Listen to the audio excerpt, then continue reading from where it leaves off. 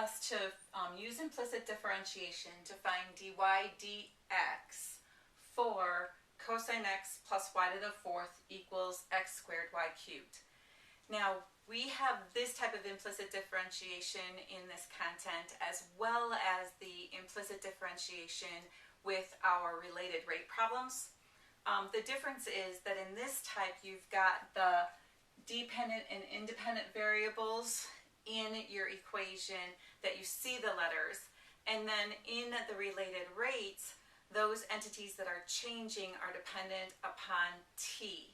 So for those problems we do d the dependent letter divided over d the t, and here we are looking at knowing that the dependent letter is y and the independent letter is x. So when I do implicit differentiation in this setting, if I am differentiating the expression that involves the independent letter, here the x, I just differentiate it. If I'm differentiating an expression that involves the dependent letter, in this case y, then after I apply the rules of derivatives, then I will multiply by dy dx, or multiply by the derivative of the inside stuff, but the inside stuff is your y letter when you get all the way down to it.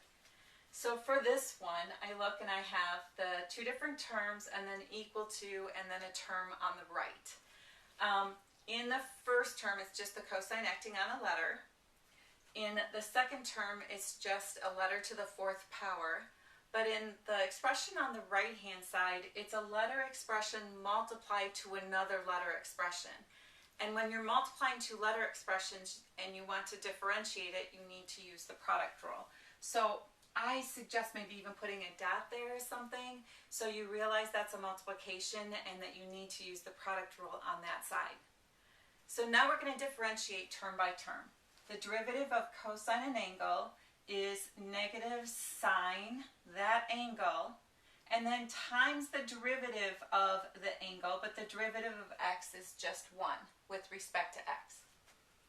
Then plus the derivative of y to the fourth is 4y to the third, but we differentiated the dependent letter, so I need to also multiply by the derivative of y with respect to x, and that's just our notation dy dx. So again, this is just an application of your chain rule.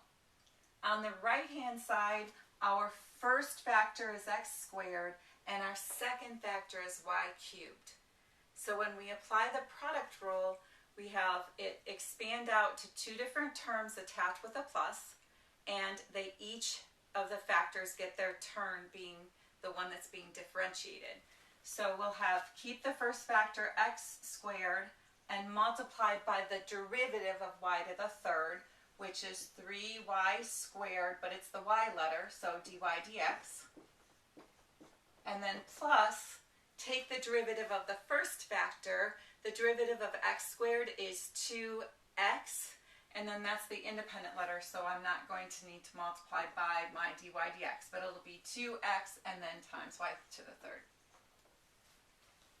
Now we want to solve for dy dx.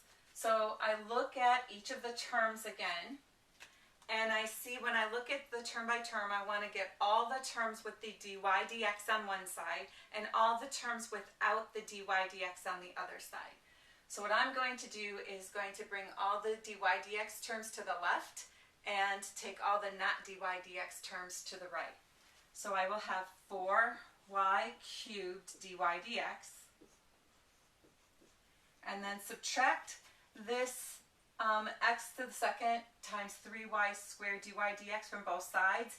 And all multiplication, I can change the order of the factors and it still means the same thing. And I like writing it so that the numerical coefficient is first in the term. So I'm going to write this as a minus 3x squared y squared dy dx. And equals, so here's this dy dx term, I subtracted that one over, so I'm going to add the sine x to both sides, so is equal to sine x, and then bring down the plus 2xy cubed. Now that we've sorted our terms, we'll go ahead and we'll factor factor out the dy dx. So I have this as 4y cubed minus 3x squared y squared dy dx is equal to sine x plus 2xy cubed. And then we divide both sides by the stuff that's multiplied to our dy dx. So we'll divide both sides by 4y cubed minus 3x squared y squared. Our dy dx then is equal to sine x plus 2xy cubed over 4y cubed minus 3x squared y squared. And that is the way you find your derivative of a mathematical relation where the x's and y's are mixed up all together. And you are asked to find the derivative of that mathematical relation. Next up, let's look at finding the equation of the line tangent to a mathematical relation at a given ordered pair. Now here again, I have the equation where the x's and y's are mixed up. I don't want to solve for the dependent letter. I want to just use my implicit differentiation process in order to do the work to get the slope of our line. And also, because mathematical relations can have a value of x that would have more than one y that are associated with it, when they give us a place on the mathematical relationships graph, they usually give us an ordered pair instead of just giving us the x coordinate. Now, they want the equation of the line. With the equation of the line, to write the equation of the line, we want a slope, we want the point that it goes through, and then we're going to run that information through the point-slope form of an equation.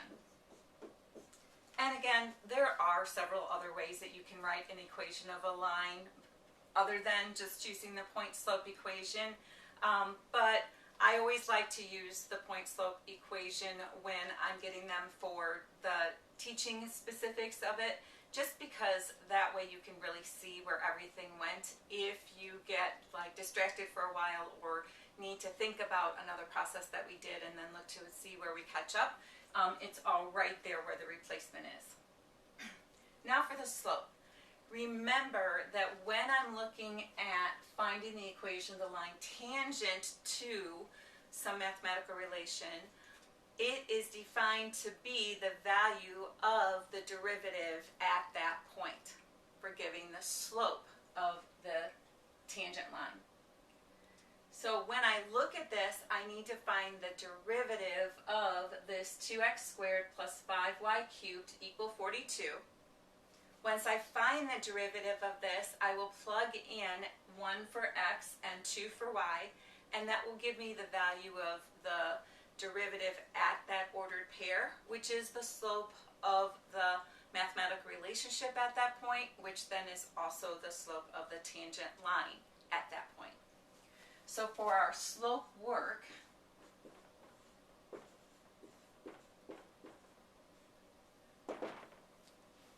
we're going to take our derivative using implicit differentiation where the y is your dependent variable and the x is your independent variable. So when you're differentiating the x variable, use your rules of derivatives and then go on to the next part of it. When you're differentiating the dependent variable, you use your rules of derivative, but then need to multiply by dy dx by the chain rule. Now I look at the terms. I have my 2x squared as a term, 5y cubed as a term, equal to, and 42 is the other side. And I only have constant times variables. I don't have any variables times variables. So these are just going to be the rules where the constant times a variable expression, when I differentiate it, is just that constant times the derivative of that variable expression. So I'm going to have 4x then plus 15y squared, but it's the y letter, so we're going to write dy dx is equal to, and the derivative of the constant term is 0. Now solve that for dy dx. We'll subtract, I get 15y squared dy dx is equal to negative 4x. Divide by 15y squared, I get dy dx is equal to negative 4x over 15y squared. And now that is the derivative of this mathematical relationship anywhere around that graph of it, but I want to know the value right at 1, 2, and notation-wise, I need to show that it is the value of the derivative just at that ordered pair by doing that vertical line and the ordered pair at the bottom of the vertical line, instead of trying to write it where maybe I would give a false impression that it was the value of derivative everywhere, but it's just at that point. So we have our negative 4 times, take out the x and put in 1, over 15 times, take out the y and put in 2. Now do your order of operations. I'll have a negative 4 in the numerator, and I'll have a 15 times a 4 in the denominator.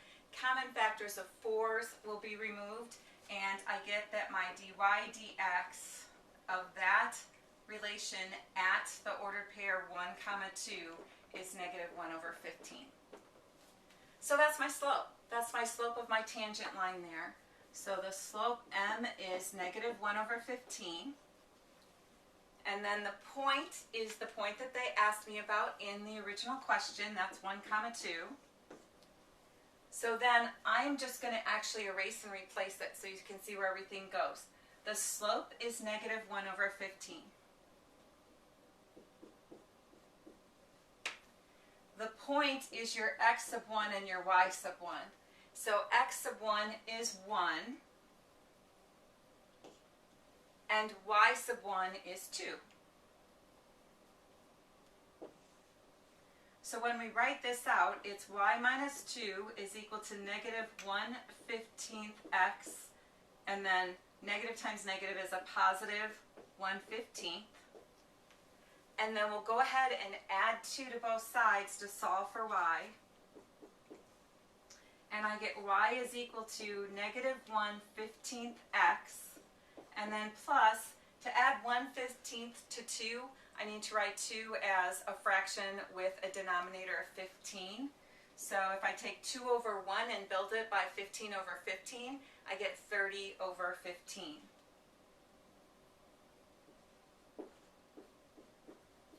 So then my 1/15 plus 30/15 is 31/15.